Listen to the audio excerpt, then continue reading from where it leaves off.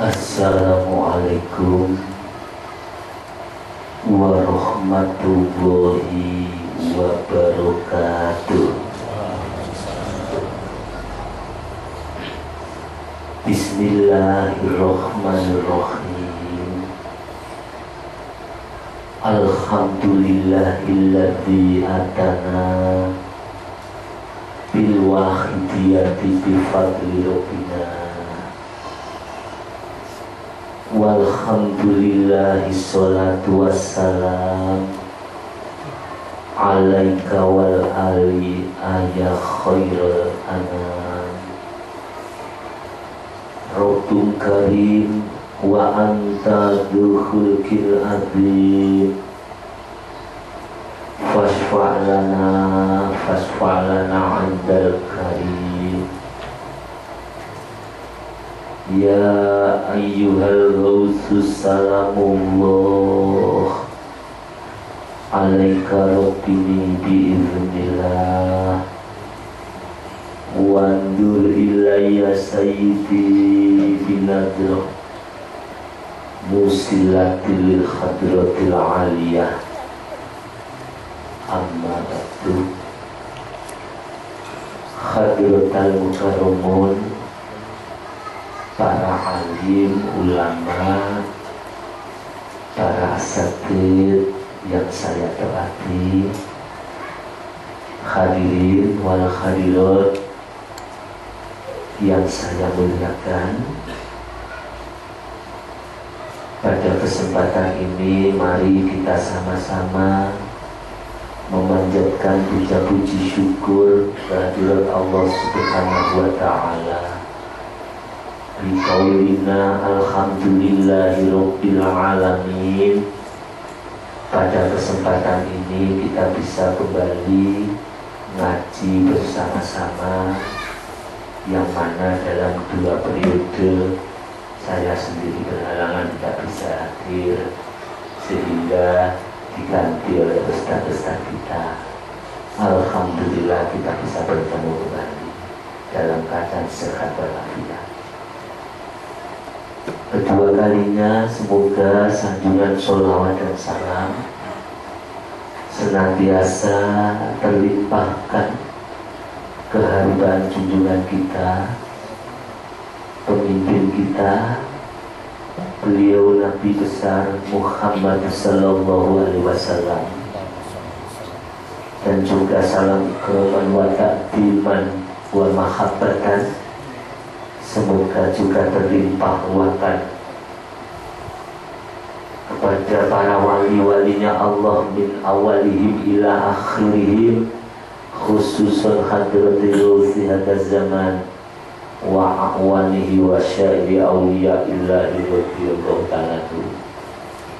Dengan harapan semoga yang kami sebut di atas tadi benar-benar memberikan jangkungan, dukungan dan doa restunya kepada kita semuanya, sehingga dalam perjalanan hidup untuk mencapai usul kehadirat Allah Subhanahu wa ta'ala, untuk mencapai sadar kehadirat Allah Subhanahu wa ta'ala yang harus kita bawa ketika nanti kita pulang kembali kepadanya.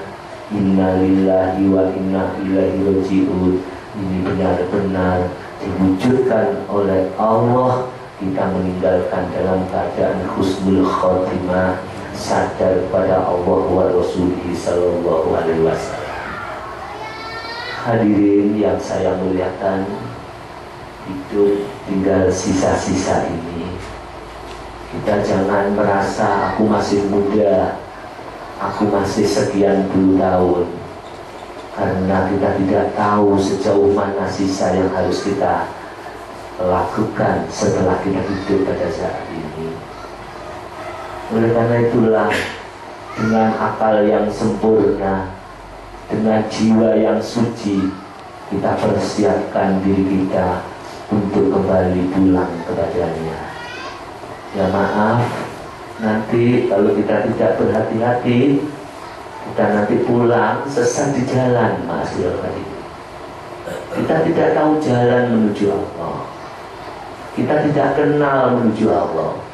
Ini kalau sudah terlanjur, Ini maaf, getun yang sedalam-dalamnya. Tidak ada getun kecuali nyawa sudah keluar dari jasad, malah salah alamat, tidak tahu jalan. Kita hanya mengandalkan amal, mengandalkan ibadah, lupa ada Allah Sang Pencipta. Inilah nanti kita akan getun, karena kita sudah terlanjur ruh keluar dari jasad, tapi ruh lali dari dalamnya. Oleh karena itu, ya ma'asyiral hadirin, kita harus cari pembimbing, kudu golek guru sing iso nuntun. Lah golek guru sing iso nuntun ini ya jadi wajib, karena perjalanan menuju Allah usul itu hukumnya wajib, maka mencari gurunya jadi wajib. Padahal harus sholat wajib, wudhu itu sunnah.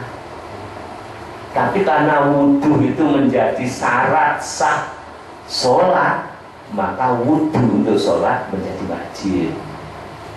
Begitu pula kita ini diperintah untuk usul kepada Allah, usul kenal kepada Gusti Allah, sehingga kita ini tidak pernah atau tidak salah alamat. Maka kalau usul kepada Allah makrifat itu hukumnya wajib, maka mencari gurunya pun menjadi wajib, mencari alatnya pun menjadi wajib. Maka ingat saya dalam kitab Takribul Usul itu didahulukan. Di sini dikatakan man dakhalat dunya walam yusodif rojulan kamilan yurobihi kharaja minha mutalawisan bil kabair wa inkana bi ibadatis saqolain. Ini ada di dalam kitab Takribul Usul. Di situ diterangkan, ma'asyiral hadirin, barang siapa yang hidup di dunia, masuk di dunia, mantap olah dunia, diurip-olah dunia, hidup selama di dunia, terus kita ini tidak menemukan walam yusodir rojulan kamilan, tidak nemu pembimbing, seorang pembimbing yang sempurna. Artinya belum menemukan guru penuntun jiwa. Kalau guru banyak ya, termasuk kita ngaji di mana-mana, harus ikhtiar. Di mana ada pengajian kita lakukan. Tapi ini perintah, tidak nemu guru sing nuntun hati. Kalau di Al-Quran, fas'alu ahla dzikri in kuntum la ta'lamun. Jadi Allah perintah, hanya kamu, cari kamu ahlu dzikir, ulama yang nuntun hatimu. In kuntum la ta'lamun, jika kamu tidak mengenal, tidak mengetahui, tidak mengenal karo dalan menuju Tuhan. Kadang kok dalannya lebih. Lalu jangan apa mulai nang Gusti Allah, wis kudu dalane. Jadi harus semua itu ada jalannya. Likulisein tariqun.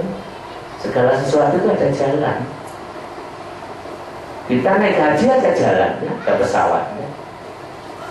Itu ke Mekah itu, untuk jalannya gitu. Lah kita nanti sowan kembali kepada Allah, mesti ada jalannya itu.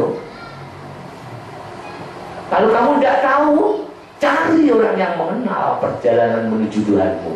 In kuntum la ta'lamun, jika kamu tidak mengerti, jika kamu tidak mengenal, jika kamu tidak mengetahui. Lah mencari jalan itu kesempatan mumpung sono nyowo nempel si ono mlebu metune napas belum jenengan gitu. Maka di dalam kitab Takribul Usul tadi dipundawakan, sapa wong sing mlebu ing donya, dakhala dunya, artinya oleh pada dunya. Diberi kesempatan tahunan-tahunan, jadak gak golek guru, gak nemu guru, gak nemu pembimbing, Walam yusotif rojulan kamilan. Kadang gak nemu guru sing sempurna, guru kamil yang nuntun ati. Ini apa resikonya? Kharaja minha, keluar mereka dari dunia, mutalawisan bil kabair. Jadi keluar dari dunia ini, kita saya dengan ini berlumuran dosa-dosa besar. Wa ingkana ibadah disakolan, walaupun kulo panjenengan ini posisine ibadahnya sebanyak ibadah jin dan manusia.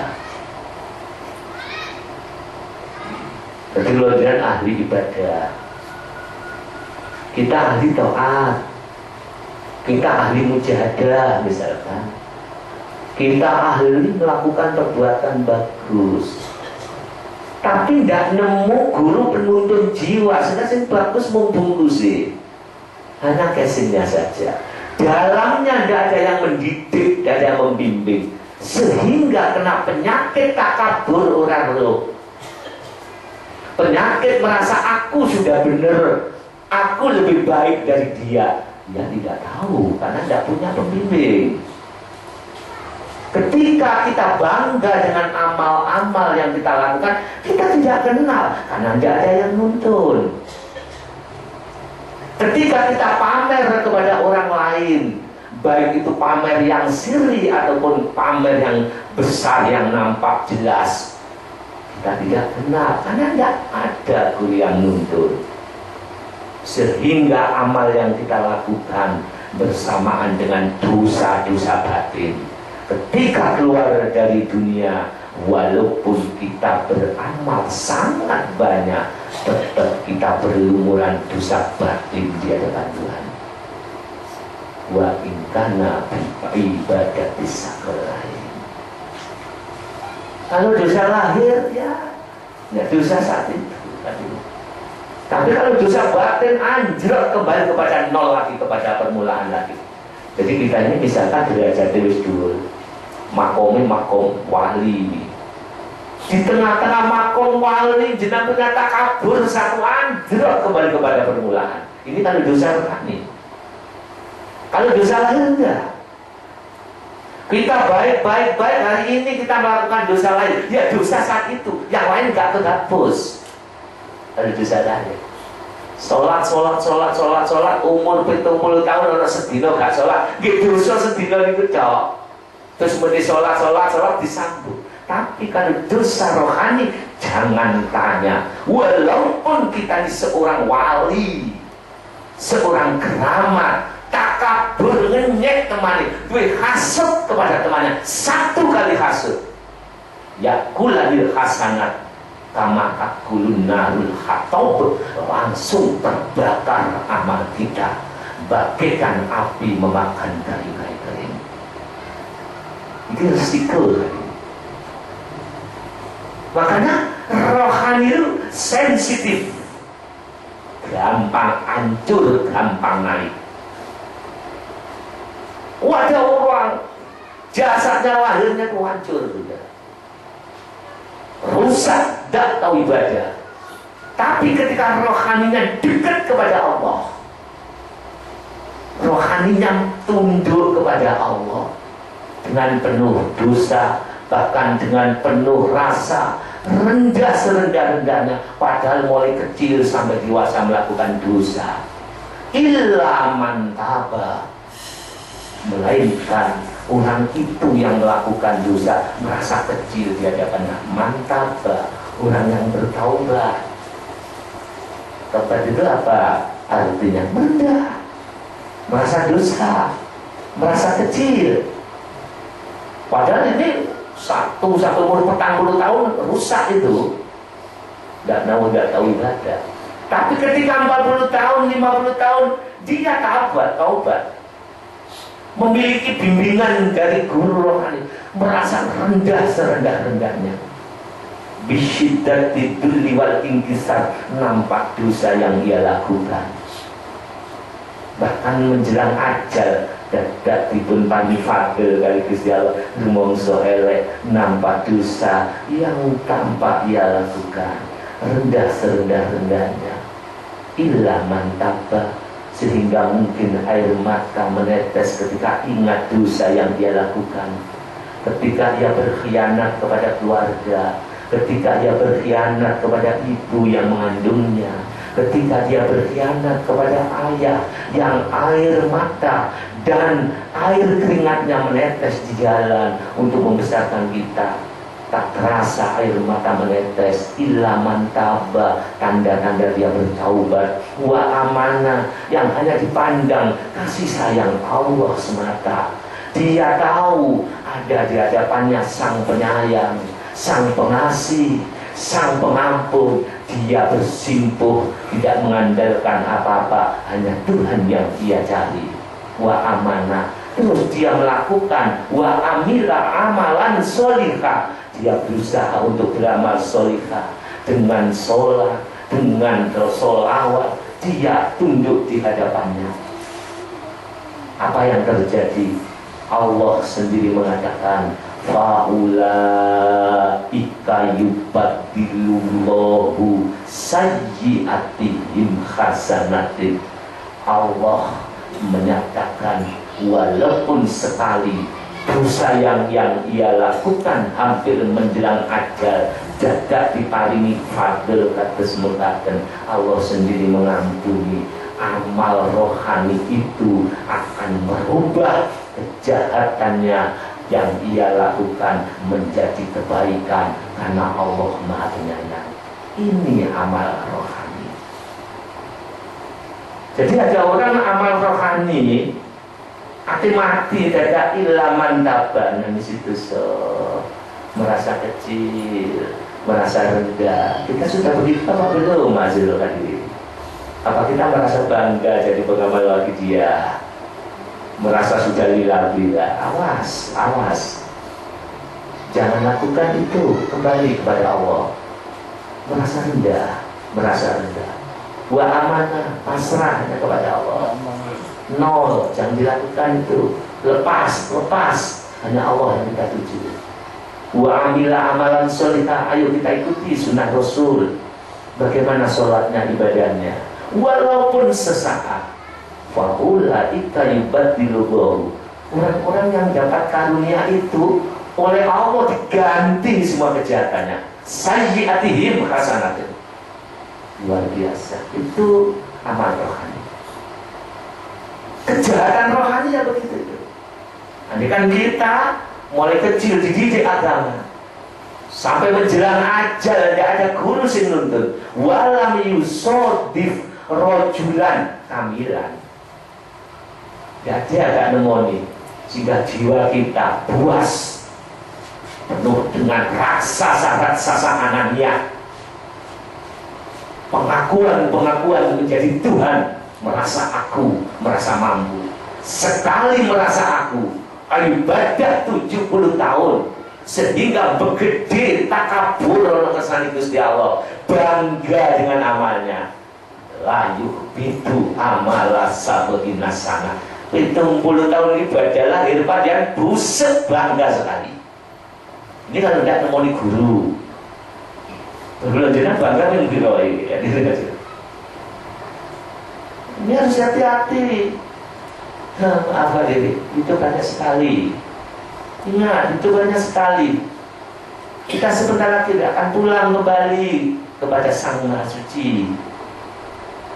Mari kita tengok diri kita yang berhari-hari bergelimang dengan dunia, yang dipikirkan adalah keuntungan dunia. Mari sekali ini 2 minggu sekali kita koreksi diri kita ini, biar menjadi suci dan kembali kepada yang Maha Suci. Karena kita hidup sekali harus bersih. Coba hadirin, tengok, penuh dosakah jiwa kita? Ya kalau lahir saya percaya dengan baik ahli taat. Coba ini roh, jiwa hadirin hadirin. Kalau kita belum menemukan pembimbing rohani keluar dari dunia, betul tentunya berlumuran dengan dosa-dosa rohani, dosa besar, walaupun ibadah kita sebanyak ibadah manusia jin sedunia ini.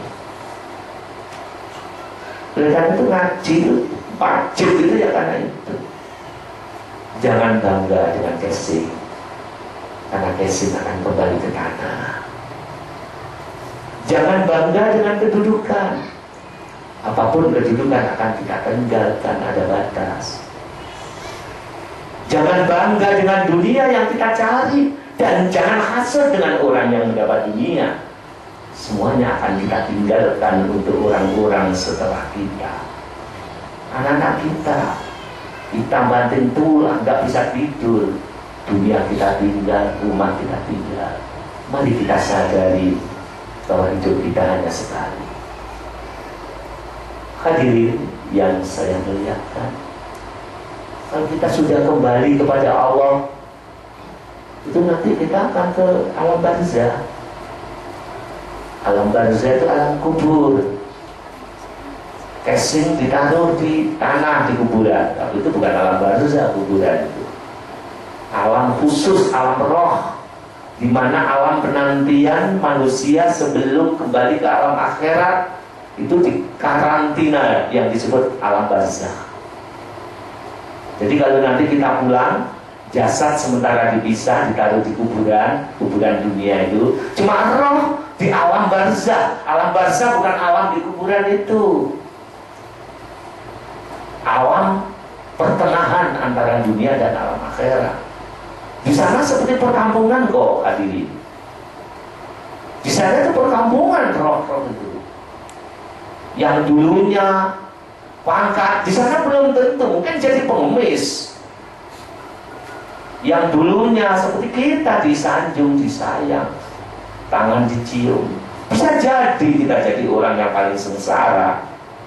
Karena duhurul sirril iman fil barzah. Karena di alam barzah itu yang nampak imannya. Siapa yang imannya unggul di dunia, besok jadi raja di alam barzah sana. Walaupun di dunia itu pengemis, walaupun di dunia itu miskin, tapi imannya unggul. Walaupun saya dan jenengan ngaji berbuah kopiah putih, bertakwa putih, tapi kalau imannya kalah dengan pengemis, besok saya jadi pengemis di sana. Orang-orang pengemis, orang-orang yang miskin di dunia jadi raja di alam barzah. Karena nanti ada perkampungan yang lebih besar daripada dunia ini. Ketika kita akan pulang alam barzah, dan di sana hanya minta pertolongan, tidak bisa ibadah, tergantung keluarga, tergantung teman, mau mengirim apa tidak, tergantung. Terus terlanjur walaupun nampak ibadah, mati berarti kau terbangga dengan amal, cabut 70 tahun hapus amal. Kita bangga berapa kali ya ini? Jangan bangga. Kita ini bukan siapa-siapa, bukan siapa-siapa. Maka Rasulullah pun mengatakan, al-qabr raudatun min riyadil jannah au khufratun min khufarin nar. Itu Rasulullah. Jadi nanti kalau kita sudah pulang, hadirin, jasad itu sudah dipisah. Roh masuk alam barzah atau alam kubur. Di situ dikatakan alam kubur atau alam barzah ini bisa menjadi raudhatun min riyadil jannah. Bagi orang-orang yang imannya kuat, iman itu mancer datang Gusti Allah, pandangan sing dijaga namung Gusti Allah. Ketika kita ngalami ujian, pandangannya nang Gusti Allah, Ujian enak yang ngerti teko Gusti Allah, ujian gak enak ngerti teko Gusti Allah, ditahan dengan penuh sabar. Apapun skenario yang harus kita lakukan, besok kan sudah pulang, entek kontraknya kuburan alam barzah itu menjadi riyadil jannah, itu jadi pertamanan surga. Coba bayangkan pertamanan surga. Padahal surga itu perjalanan 500 tahun sudah berbau indah, enak, berbau nikmat. Belum masuk surga 500 tahun sudah berbau. Kalau dunia ini orang-orang yang makrifat tahu bau surga, tidak dengan bau hidungnya, tapi dengan hatinya. Orang berbau surga adalah orang yang tawadhu, rendah di hadapan Allah. Bisa panjenengan awak kula jenengan. Kita kabur saja bau neraka saja. Lihat diri kita. Illa man taba, ketika merasa rendah menangis. Pandangannya hanya Allah. Amalnya dilatih sedikit demi sedikit sudah berbau surga orang itu. Nah kita jahat, ahli hasud, ahli fitnah, walaupun berbungkus Islam, berbungkus iman, berbungkus pengamal sholawat lagi dia, tapi orang-orang yang waskita itu ngerti bungkusmu bagus tapi dalammu neraka, itu tahu. Ya memang begitu. Coba kita buka bungkus yang ada di dalam diri kita ini. Jadi nanti alam barzah itu masuk, ada kalanya merupakan raudhatun min riyadil jannah, itu pertamanan surga. Tapi bagi kita yang merasa baik, saya ustadznya, gitu ya,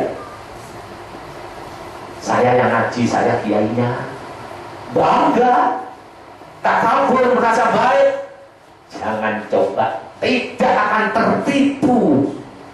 Alam barzah akan menampakkan kebenarannya, walaupun saya panjenengan nampak begini, atau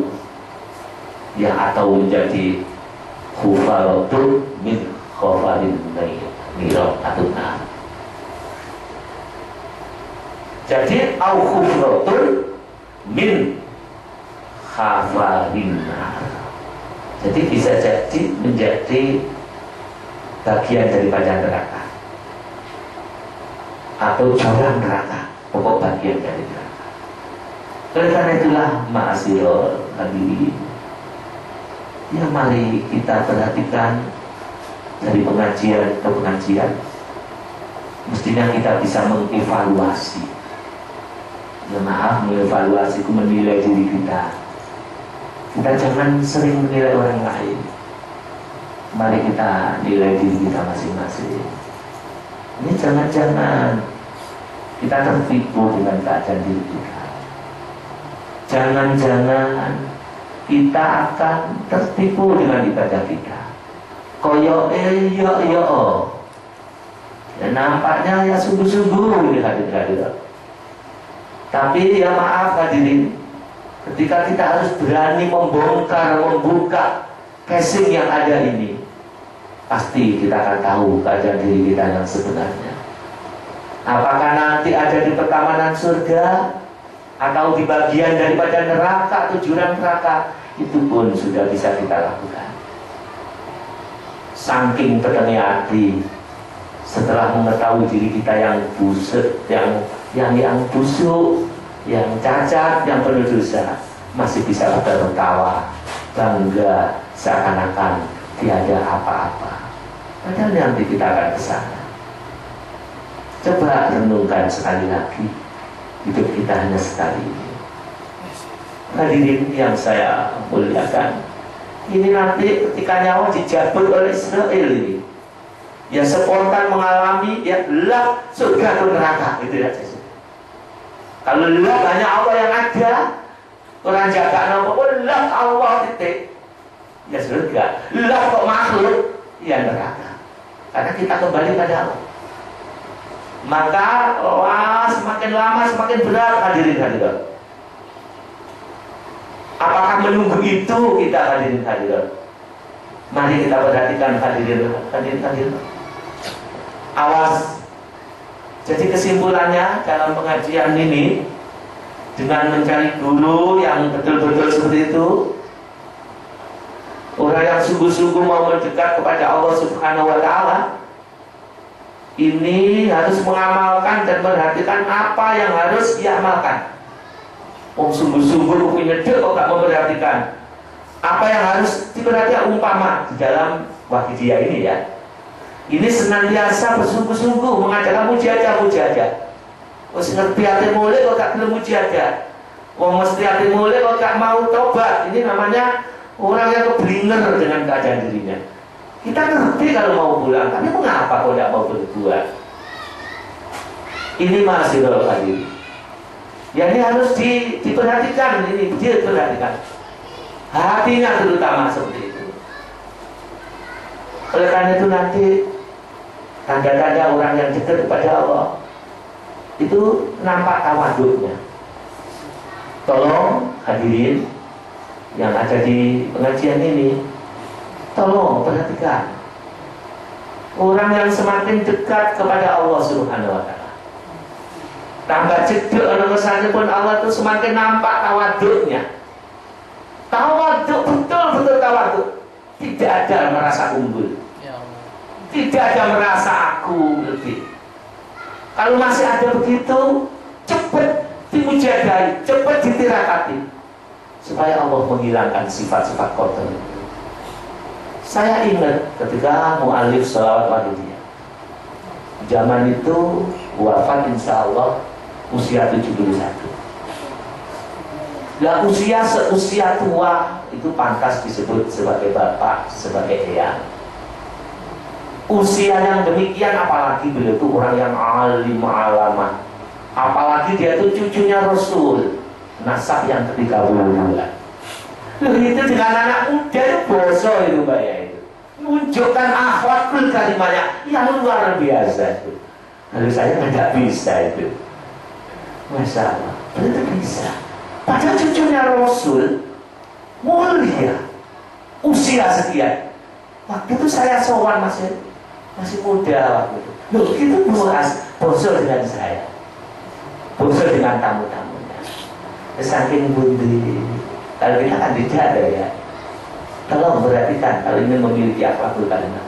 Tawadhu itu tidak bisa dibuat-buat. Otomatis. Kalau tidak tawadhu ya takabur itu tadi. Takabur yang lembut itu tidak menghargai orang lain. Jangan tidak menghargai orang lain itu takabur yang paling rendah, yang paling lembut.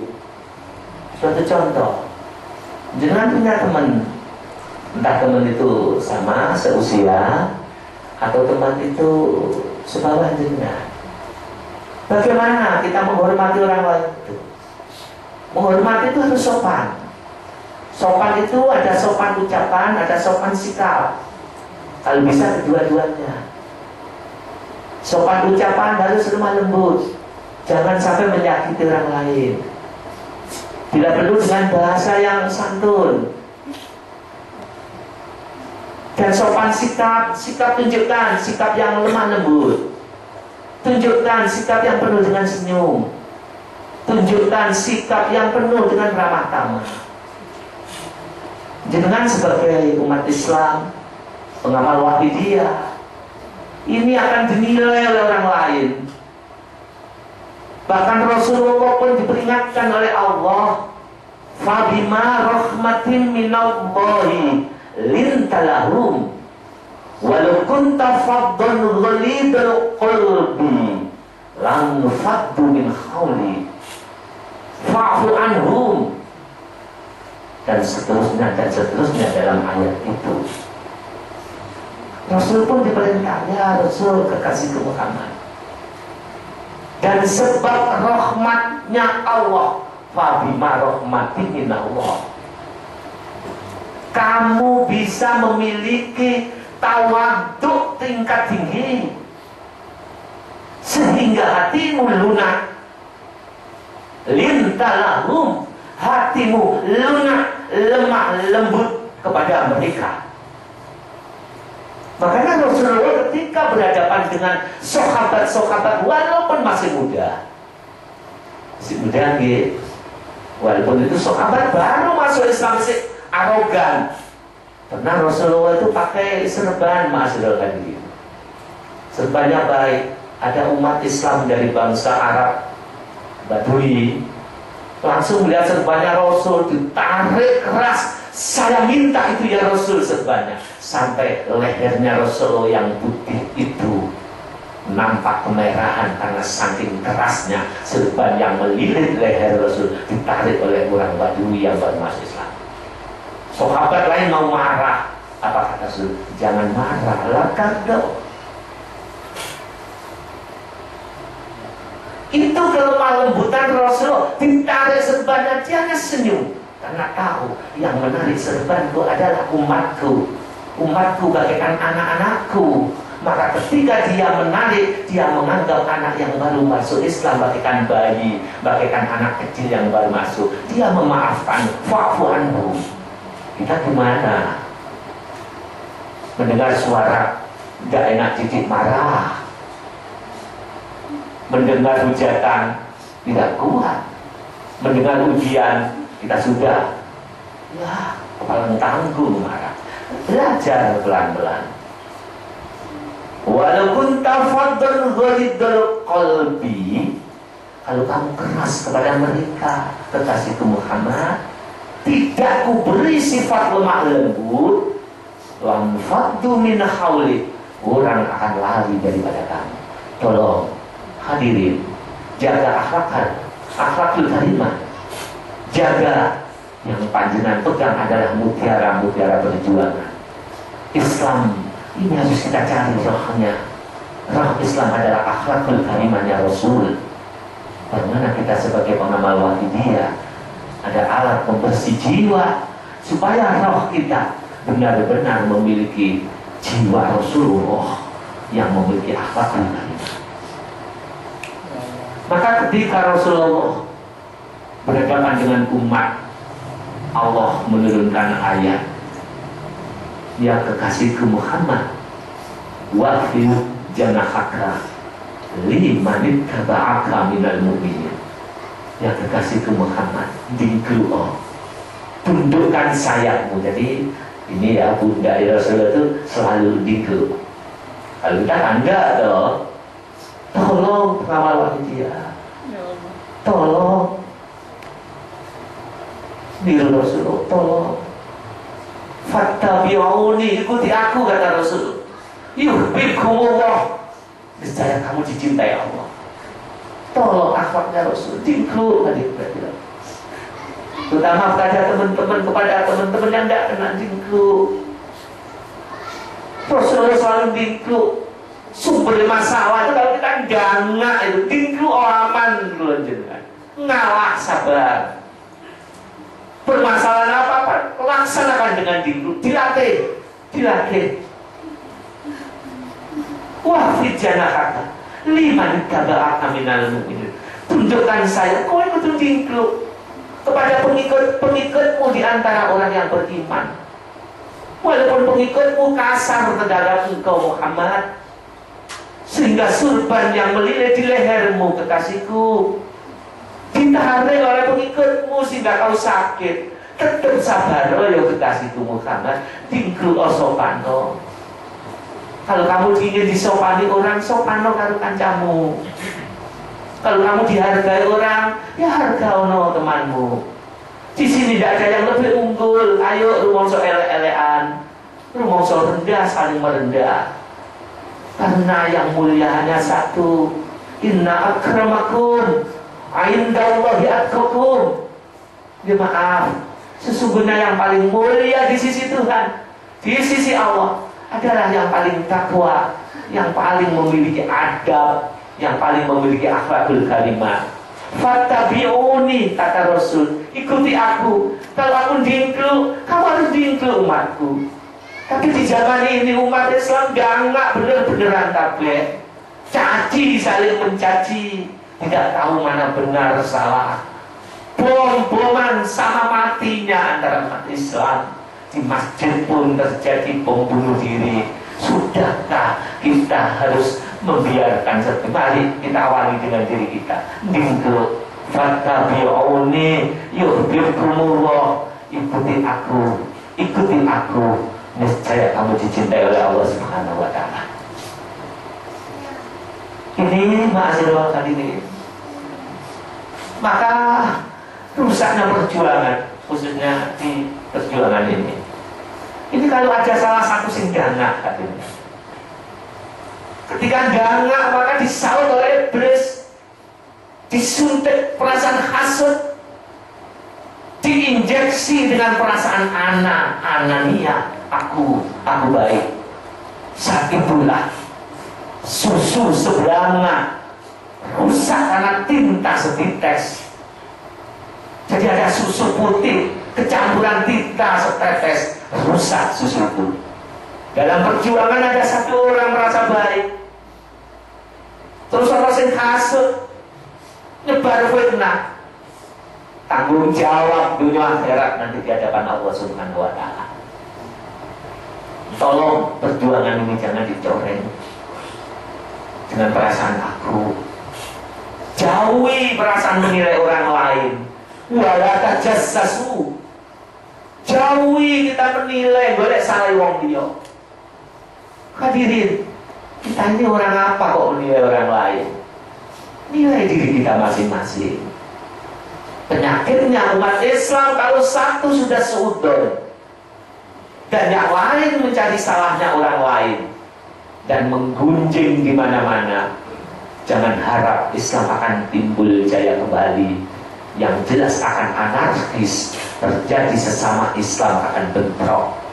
Walaupun itu hati dengan hati diawali dengan kepentingan dan hasud menghasut. Ya maaf hadirin, kita akan kembali ke alam barzah. Padahal itu harus bersih. Jangan sampai di hati kita ada penyakit-penyakit itu. Yauma la yanfa'u malu wala banun. Ketika Israel datang, kita akan kembali kepadanya. La yanfa'u, tidak ada manfaat malun wala banun. Apa yang pernah kita lakukan, dunia-dunia yang kita tumpuk, casing yang kita indahkan ini, tidak ada manfaat. Anak-anak kita sudah tidak ada manfaat, kecuali satu yang manfaat, ilaman atau toha di qalbin salim. Ketika kita dipanggil kembali kepada Allah, ketika itu hati kita bersih, hati kita hilang dari perasaan-perasaan itu, maka saat itulah manusia benar-benar fikir manusianya. Ya mari kita perhatikan keadaan diri kita, ma'azirullah diri, karena kita ini akan mati. Jadi orang yang dekat pada Allah itu orang yang semakin bagus akhlaknya. Sampai Rasul pun diperintah dibelu oleh Muhammad terhadap pengikutmu. Kami ini bukan pimpinan, kami bukan apa-apa. Ini pimpinan yang besar suruh dibentuk, kalau kita tidak bisa itu. Nah, sopan.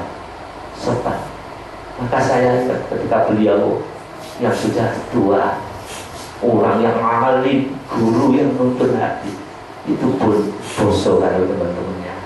Dengan anak-anak muda, dia angkat derajatnya. Kita kan tidak. Coba dilatih. Sebab kalau sudah tidak tawaduk, beliau pernah mengatakan otomatis takabur, walaupun halus, buang jauh-jauh itu hadirin. Maka kita dengan teman, dengan yang lain, ya walaupun ngomong saling tak bosok tapi yang sopan, tunjukkan kelembutan. Kalau memang harus buat bosok ya harus bosok. Ini supaya hati kita terhindar daripada penyakit-penyakit yang merusak hati kelanjutan. Hadirin yang saya muliakan, sehubungan dengan wusul. Wusul itu artinya teko, kesannya Gusti Allah nyampe. Di situ di dalam pengajaran atau dalam sholawat itu ada doa antur ridona fi lujjati bakhri wahda. Ya Allah, tenggelamkanlah kami ke dalam samudera tauhid-Mu.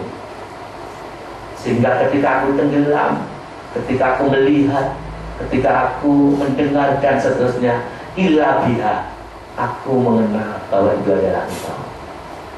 Ini donga sing kula njenengan waca tiap hari. Tapi mengapa kok tidak ada buah sama sekali di hati kita?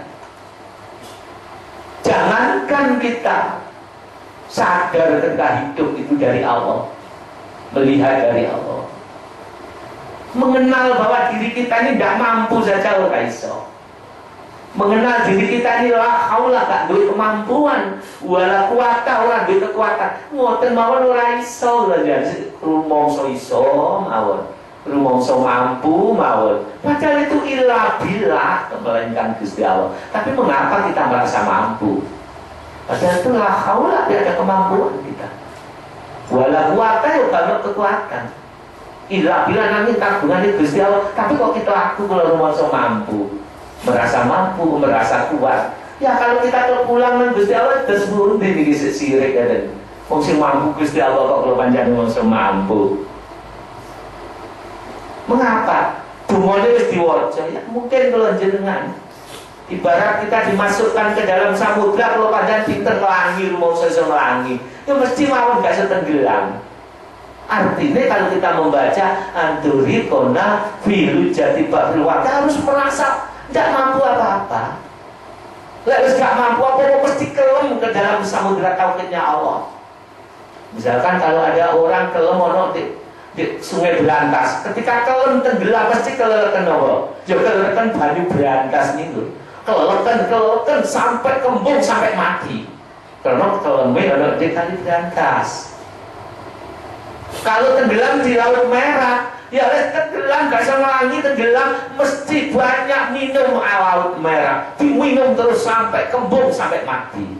Kalau ini tenggelam ke samudra tauhidnya Allah, otomatis minum tauhidnya Allah, kenyang terus diminum tauhid diminum sampai penuh di dalam dirinya, bahkan sampai mati tidak merasa apa-apa. Ketika mati penuh dengan tauhid, ketika aku melihat Allah sing iso ndelokno iki, ketika aku mendengar sing iso ngrungokno iki mung Allah, aku mung sak trimo nglampahi, itulah hakikat ilmu billah. Sehingga tidak merasa mampu karena tauhid ada di dalam jiwanya sepenuh segoro tauhid Allah. Kalau jangan rumangsa senangi, rumangsa iso, maka ketika tenggelam ke dalam samudra tauhid merasa iso sepisan otomatis mumbul. Mulane gak dodo kula panjenengan walaupun Islam iman ngamal wae dia tauhid itu mboten enten. Lek pengertiane ono nek akal kula jenengan. Kabeh Gusti Allah ngerti. Tapi hati. Tolong ini gimana? Sudah minum tauhidnya Allah sebanyak jiwa kita ini apa belum? Padahal dungane anturi kona fi lujjati bahril wahda. Tenggelamkanlah kami ke dalam samudra tauhidmu ya Allah. Artinya lagi tenggelam, macamnya minum tauhid, ilmu tauhid diminum terus, mengisahkan Allah terus diminum sampai mati. Mati ketika mendengar tuh mau mati. Sehingga aku mati juga sebelumnya. Berarti Allah sing sebelumnya. Allah yang memberikan saya sehat, Allah yang memberikan saya pandai. Tidak ada pengakuan, tidak ada perasaan mampu, tidak ada perasaan kuat. Nol, lepaskan itu semua. Hanya satu, Allah man amanah, siapa yang beriman. Wa amila amalan sholihan, dengan mujadah ibadah yang benar, itu baru setenggelam. Makanya kalau jangan ngamal wakil dia bertahun-tahun kan mau sebener isi boleh kesalahan itu dulu bahwa mulanya cenderung kesin jangan sungkan kali dulu kalau salah ingetkan nggak sungkan kalau panjang jejerifin apa jangan nerimo maupun jangan, hati-hati itu banyak sekali loh hadirin. Minum samudra tauhidnya Allah terus karena kita ditenggelamkan. Tapi ini mongso orang mongso apa tenggelam, perasaan hina, rendah serendah-rendahnya harus dibawa. Hadirin yang saya muliakan, semakin kita minum terus tauhidnya Allah, semakin dekat dengan Allah, semakin cinta dengan putusan Tuhan Rasulullah SAW. Oleh karena itu kita membaca selawat tiap hari, tapi kok gak rindu ya dengan Rasulullah. Padahal sahabat itu kalau tidak ketemu Rasulullah seminggu saja menangis, nangis ingin selalu ketemu. Itu sahabat yang menjadi Buddha. Saya diberi kebebasan seperti kuda liar, masuk keluar terobos, langsung masuk ke Masjid Nabawi. Yang dicari bukan sholatnya dulu, yang dicari Rasulullah. Sungkem mencium kakinya Rasul, sahabat. Karena seminggu tidak ketemu, sambil berlinangan air mata terseduh-seduh, ya Rasul, aku tidak ingin pisah denganmu. Apa jadinya kalau aku pisah denganmu? Bukan surga yang aku cari, karena aku tidak ingin pisah denganmu, ya Rasulullah. Masih adakah di akhir zaman anak-anak kita yang membaca selawat karena tidak ingin pisah dengan Rasul? Ketika membaca ya Sayyidi ya Rasulullah, istighfar Rasulullah ada di hadapannya, menangis terseduh-seduh, jangan tinggalkan saya ya Rasulullah. Sambil membaca ya Sayyidi ya Rasulullah, Rasulullah dibayangkan di hadapannya, jangan tinggalkan saya walaupun dosa saya sebanyak bumi langit ini ya Rasul, karena kami tidak mampu. Ono to sing ngamal selawat lagi dia sing koyo ngono saiki. Apa hanya memperalat Rasulullah? Ingat dalam sejarah ada sahabat Bilal. Sahabat Bilal itu orang hitam, orang Afrika. Kalau disebut di sini yo, ya jelek, maaf. Karena memang dulu kita bukan berarti, tapi casingnya yang dua Allah. Dia jadi Buddha.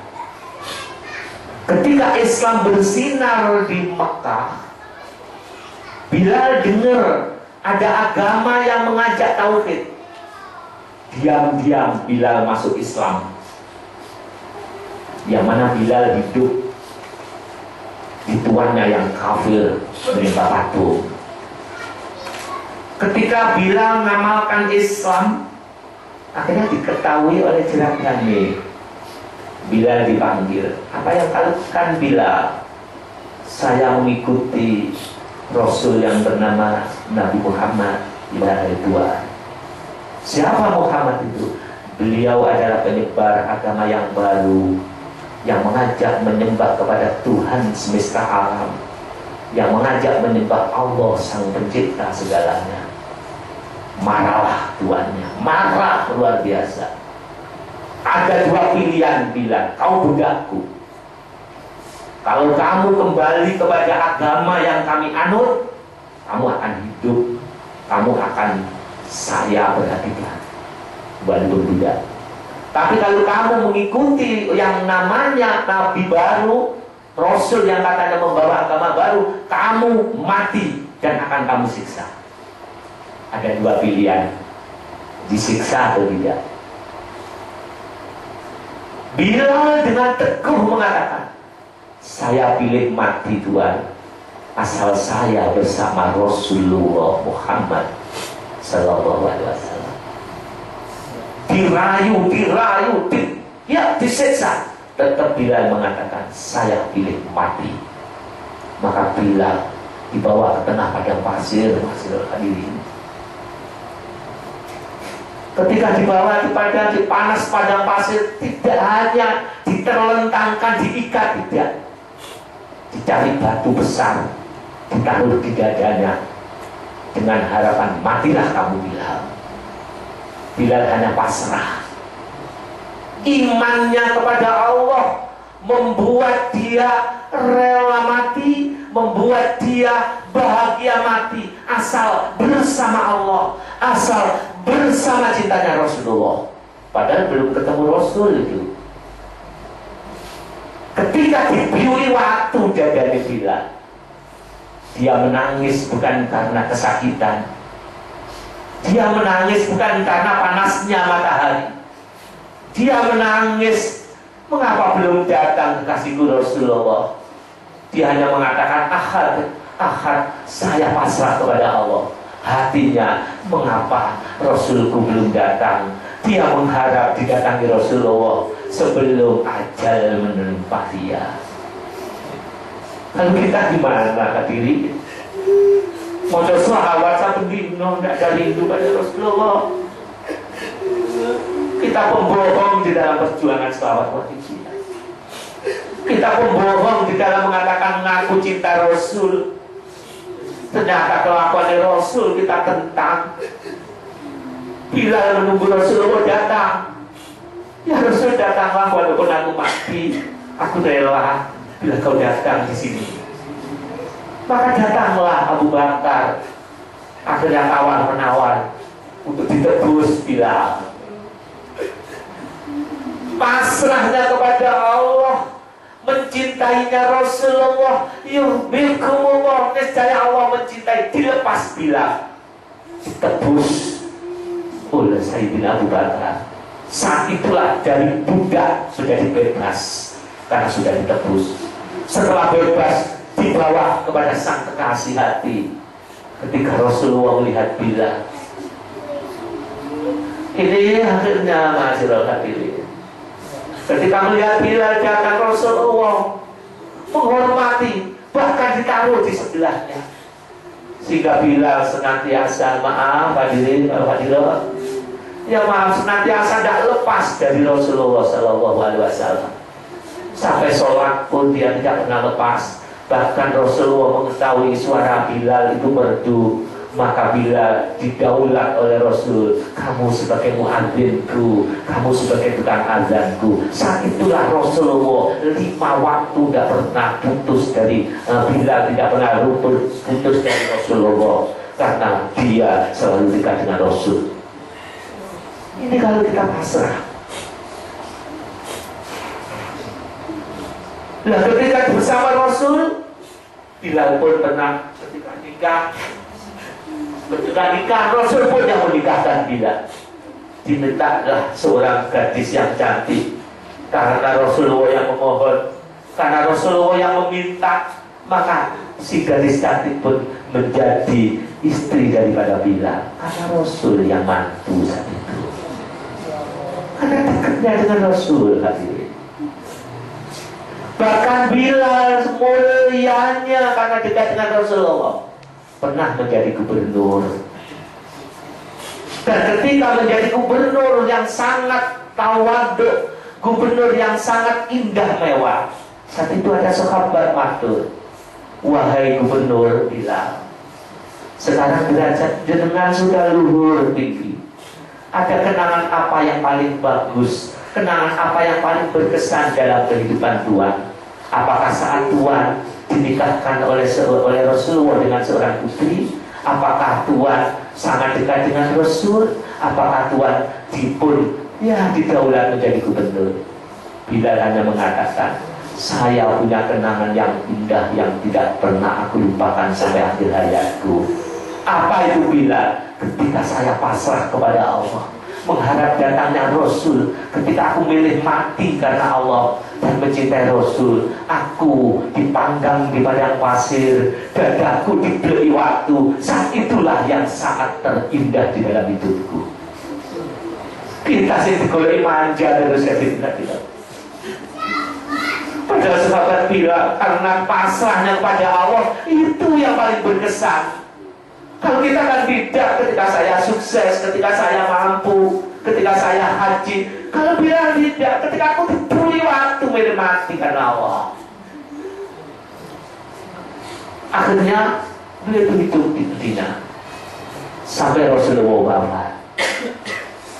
Ketika Kanjeng Nabi wafat, yang sangat kehilangan di antaranya semua sahabat, salah satunya adalah Bilal. Menerawang jauh ke belakang, ingat ketika Rasulullah melepaskan dia dari kematian dengan melalui Abu Bakar As-Siddiq radhiyallahu anhu.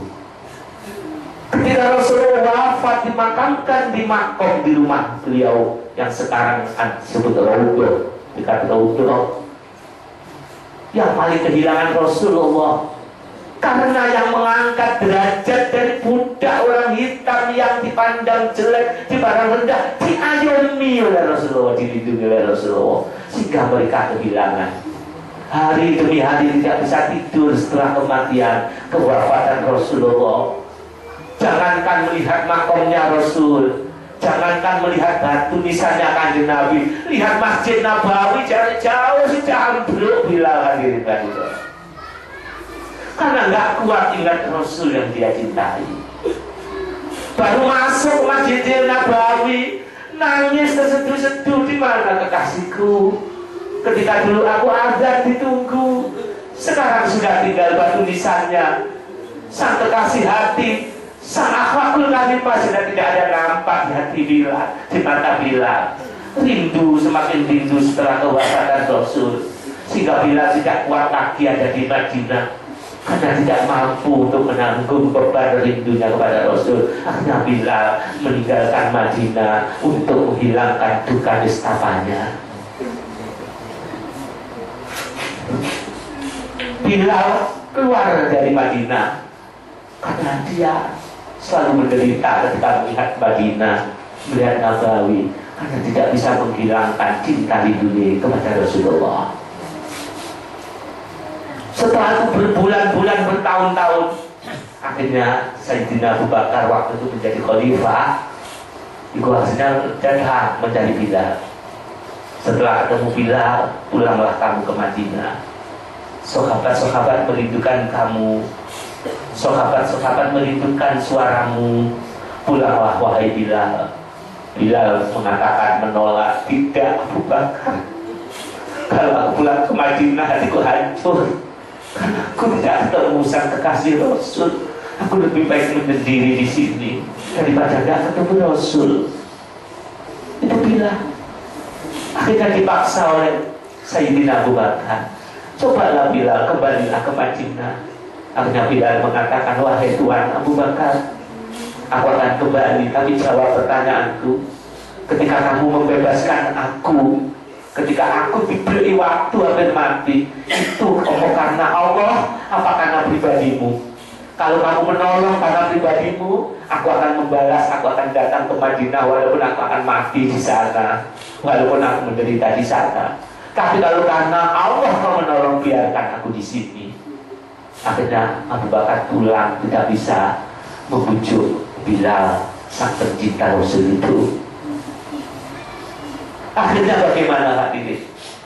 Hari demi hari, minggu demi minggu, bulan demi bulan, ketika kerinduan Bilal ingin bertemu Rasulullah tidak kesampaian, maka bermimpilah dia ditemui oleh Rasulullah. Begitu indahnya pertemuan Bilal dan Rasul sang kekasih itu. Ucapan Rasul Bilal, mengapa kamu gak jambangi aku? Hanya gitu Rasulullah. Apa aku kok gak film jambangi aku Bilal? Setelah itu Rasulullah pergi, Bilal bangun dengan berurai air mata.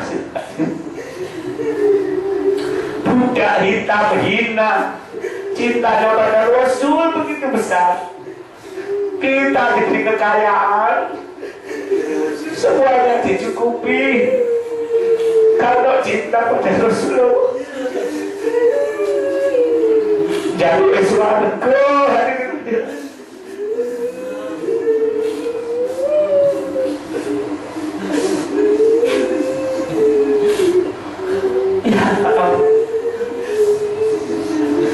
ketika Bilal pagi harinya langsung berkemas karena ingat ku ikan nyambangi aku tau Bilal itu.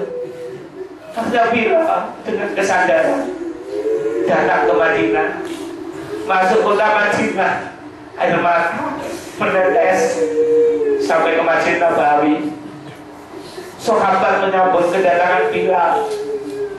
Yang dicari adalah makomnya Rasulullah.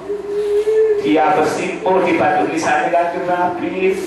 Tidak ada kata yang terucap, tidak ada doa yang terucap, hanya air mata kerinduan dilampiaskan sampai pingsan ada di makomnya Rasulullah Sallallahu Alaihi Wasallam.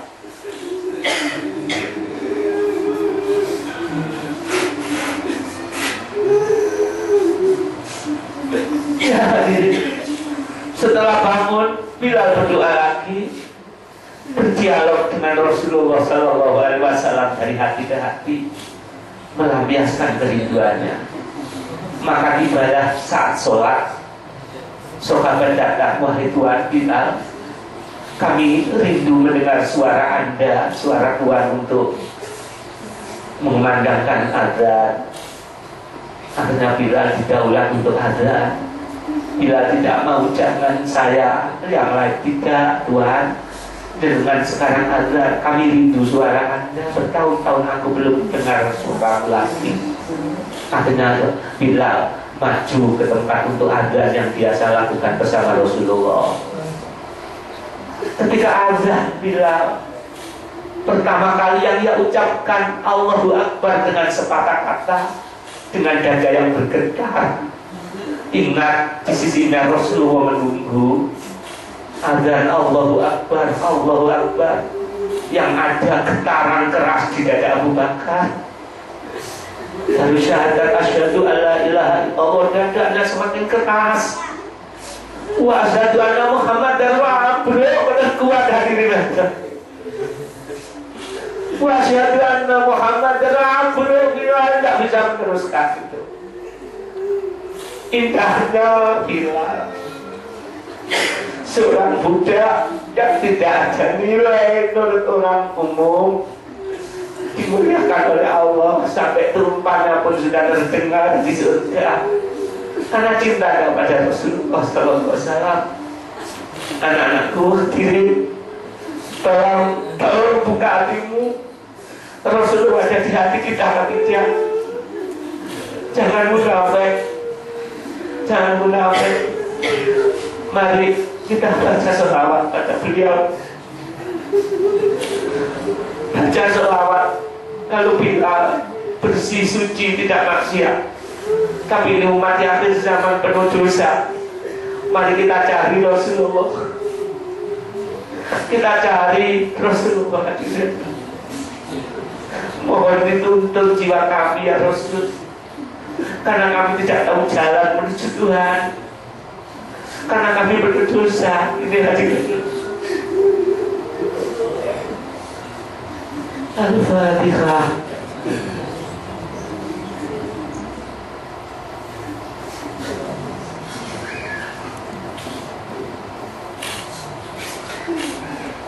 Balik ketika kita menjaga Nabi, kalau kulon jenengan buta, anak ayam boleh induk, karena induk umat adalah Rasul. Bini melakirah kuabur nungsung golek Rasulullah, golek Nabi Adam. Aku rasa tolong umatku, putuku, nafsi-nafsi. Aku biar tahu melanggar, aku bisa nolong, terus golek orang Nabi liatin terus. Kecuali Rasulullah, besok apa aku golek kaji Nabi, omong turun mana alam masyarakat ini. Kita cari Rasulullah di dunia ini. Bila perlu kami merangkak, kami mutok, kita cari ya Rasul. Jiwaku jenengan tuntun, hatiku jenengan tuntun, serta kami memberi akhlakul karimah yang kau miliki. Mari hadirin. Ya Syafi'al khalqi sholatu wassalam alaika nurul khalqi hadiyal ana wa aslahu wa ruhahu adrik fakudolam dua bata walubini walaisali ya sayyidi siwaka wa intaruta kudus saksonalika ya syafi'al khalqi sholatu wassalam alaika nurul khalqi hadiyal ana wa aslahu fakudolam dua bata walubini walaisali ya sayyidi siwaka Fa'idharudda kutusak sonalika ya syafi'ah khalqi sholatu wassalam alaika nurul khalqi hadiyal anam wa aslahu wa ruhahu adrikni faqad balamtu abada wa rabbini wa laisali ya sayyidi siwaka Fa'idharudda kutusak sonalika. Mari kita panggil. Mungkin beliau sudah di hati kita atau sudah di sini masih hadirin. Beliau tahu di mana umat tertawa, di sini ada umat yang menangisi dosa hadirin. Jangan takut menangis, itu banyak sekali. Air mata kita akan menghapus dosa-dosa kita. Mari kita cari sang kekasih hati itu, sang penolong itu, sang pesawat itu. Hadirin, ya Sayyidi, ya Rasulullah, ya Sayyidi, ya Rasulullah, ya Sayyidi, ya Rasulullah, ya Sayyidi, ya Rasulullah, ya Sayyidi, ya Rasulullah, ya Sayyidi, ya Rasulullah, ya Sayyidi, ya ayyuhal rasul sallallahu alaika rabbini bi'idhnillah wandur ilayya sayyidi binadr usilatil khadratil aliyah ya ayyuhal rasul sallallahu alaika rabbini bi'idhnillah wandur ilayya sayyidi binadr usilatil khadratil aliyah ya ayyuhal rasul sallallahu alaika rabbini bi'idhnillah wandur ilayya sayyidi binadr usilatil khadratil aliyah. Al-Fatihah.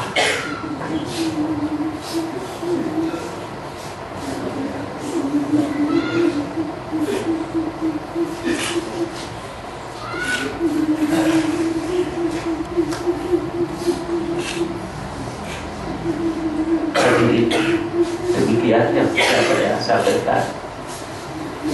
Ya, mari kita bersungguh-sungguh ingin berubah apapun kalimat kita.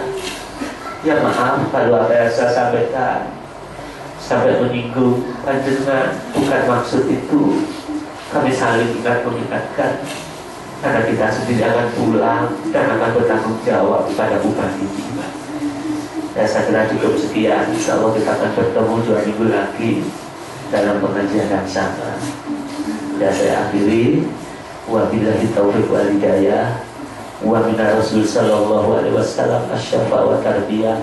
Wa min wasataz zaman an-nadla wal barakah wal karamah wal afu minkum. Wassalamu alaikum warahmatullahi wabarakatuh.